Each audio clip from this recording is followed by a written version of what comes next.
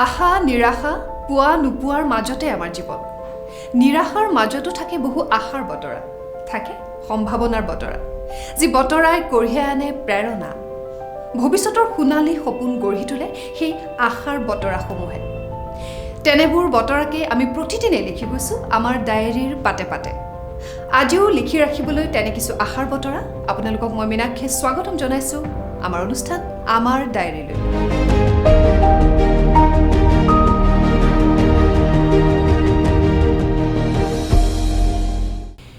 কৃষিয়ে আমাৰ জীৱন, কৃষিতে আমাৰ জীৱিকা। কৃষিক কেন্দ্ৰ কৰি ঘূৰি আছে আমাৰ জীৱনৰ পৰিক্ৰমা। কিন্তু আজিৰ প্ৰতিযোগিতাৰ দিনত কৃষিৰ লগে লগে আমি আগুৱাই যাব লাগিব উদ্যোগ আৰু বাণিজ্যৰ ক্ষেত্ৰতো। উদ্যোগ আৰু বাণিজ্যৰ দিশত আমি যাব পাৰিলেহে প্ৰতিযোগিতা কৰিব পাৰিম বিশ্বৰ লগত। লাগে কেৱল এক দিক নিৰ্দেশনা, লাগে প্ৰেৰণা, লাগে উদ্যোগ। বাণিজ্যৰ প্ৰতি আমাৰ যুৱক যুৱতীসকল আকৰ্ষণ কৰিব পৰাকৈ কিছু নতুন চিন্তাধাৰা, কৰ্মসূচী। বহিৰ জগতখনৰ লগত পৰিচয়, তেনে কিছু দায়িত্ব মূৰ পাতি লোৱাৰ বাবেই হয়তো আজি আমাৰ অসমো আগুৱাই যাব পাৰিছে উদ্যোগ আৰু বাণিজ্যৰ ক্ষেত্ৰত। বাণিজ্য ক্ষেত্ৰখনত আগুৱাই যাবৰ বাবে এক যুগান্তকাৰী চিন্তা গ্ৰহণ কৰি গুৱাহাটীত ভূমি আবণ্টন দিয়া হ'ল টুইন টাৱাৰ বাণিজ্য কেন্দ্ৰ প্ৰকল্পৰ। কৃষি প্ৰধান আমাৰ ৰাজ্য অসম। হাড় ভঙা পৰিশ্ৰম কৰি আমাৰ কৃষকসকলে আমাৰ সাৰুৱা মাটিত সিঁচাই সোণগুটি উৎপাদন কৰে সেউজীয়া ফচল।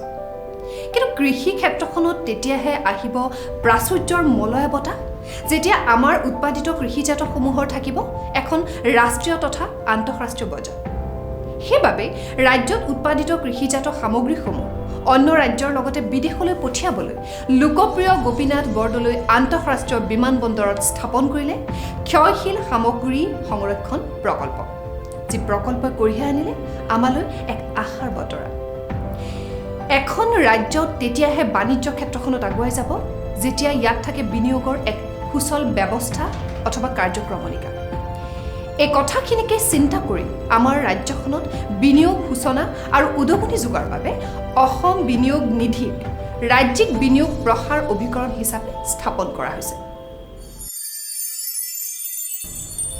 আজি আমি সকলোৱে গৌৰৱেৰে ক'ব পাৰিছোঁ যে দেশৰ প্ৰথমখন মাল্টি মডেল লজিষ্টিক পাৰ্ক স্থাপন কৰা হৈছে আমাৰ অসমৰ ভূমিতে।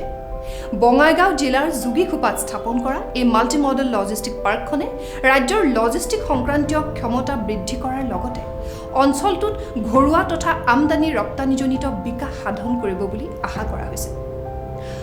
অসমত অগৰু গছ ৰোপণ আৰু বাণিজ্যৰ লগত জড়িত কৃষক তথা উদ্যোগীসকলৰ বাণিজ্যিক বিকাশৰ বাবে গোলাঘাটৰ দাবিডুবিত স্থাপন কৰা হৈছে অসম অগৰু আন্তৰ্জাতিক বাণিজ্য কেন্দ্ৰ। ৰাজ্যখনক বাণিজ্যৰ দিশত প্ৰগতিৰ পথেৰে আগুৱাই নিবলৈ ৰূপায়ণ কৰা হৈছে ইজ ডুইং বিজনেছ আইন 2016। আন্তৰ্জাতিকভাৱে অসম বাণিজ্যৰ দিশত আগুৱাই যাওক সেই লক্ষ্যৰে ভূটানৰ সৈতে বেপাৰ বাণিজ্যৰ বিকাশ সাধনৰ বাবে ভাৰত ভূটান আন্তৰ্জাতিক সীমান্তৱৰ্তী বাক্সা জিলাৰ দৰঙাত স্থাপন কৰা হৈছে সীমান্ত বাণিজ্য কেন্দ্ৰ। বিশ্বৰ বাণিজ্য ক্ষেত্ৰত অসমৰ চাহৰো আছে এক সুকীয়া পৰিচয়।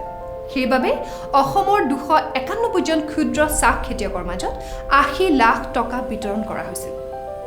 নতুন বাগিচাৰ বাবে ক্ষুদ্ৰ চাহ খেতিয়কসকলক সাৰ, সা সঁজুলি, কীটনাশক আদি কিনিবলৈ প্ৰতিজনকে প্ৰতি বিঘা মাটিৰ বিপৰীতে 5,000 টকাকৈ সৰ্বোচ্চ 1 লাখ টকাৰ অনুমোদন জনোৱা হয়। এয়া এক দায়িত্ব, এক উদগনি। আমাৰ উদ্যোগীসকলে শিক্ষা লওক বিদেশৰ উদ্যোগীসকলৰ পৰা, আৰু সেই শিক্ষাৰে আগুৱাই যাওক বাণিজ্য আৰু উদ্যোগৰ ক্ষেত্ৰখনত। সেই উদ্দেশ্যেৰে গুৱাহাটীত অনুষ্ঠিত কৰা হয় জাৰ্মান কোম্পানী আৰু দেশখনৰ দূতাবাসৰ বাণিজ্য বিষয়া ডক্টৰ মাইকেল ফেনাৰৰ সৈতে এখন গুৰুত্বপূৰ্ণ সভা। অতি ক্ষুদ্ৰ ক্ষুদ্ৰ আৰু মজলীয়া উদ্যোগৰ বাবে ৰাজ্যখনত এক উপযুক্ত পৰিৱেশ গঢ়ি তুলিবৰ বাবে ভাৰতীয় ক্ষুদ্ৰ ঔদ্যোগিক উন্নয়ন বেংকৰ সৈতে এখন বুজাবুজিৰ চুক্তিত উপনীত হৈছে। ই সহায় কৰিব আমাৰ ক্ষুদ্ৰ আৰু মজলীয়া উদ্যোগীসকলক। এইদৰে আমাৰ ৰাজ্যখনক বাণিজ্য আৰু ঔদ্যোগিক ক্ষেত্ৰখনত বিশ্বৰ আন দেশসমূহৰ সমপৰ্যায় কৰি গঢ়ি তোলাৰ এক যাত্ৰা আৰম্ভ হৈছে। আশা কৰোঁ এই যাত্ৰাৰ শেষত এদিন আমাৰ অসমো বিশ্বৰ আন দেশসমূহৰ সৈতে প্ৰথম শাৰীত থিয় হ'ব আৰু সেইদিনাই প্ৰতিজন অসমীয়াৰ মুখত বিৰিঙি উঠিব গৌৰৱৰ এক মিঠা হাঁহি। সেই আশাৰেই আজিৰ এই ভাল লগা কথাখিনি লিখি ৰাখিলোঁ আমাৰ ডায়েৰীৰ পাতত। চাই থাকিব আমাৰ অনুষ্ঠান।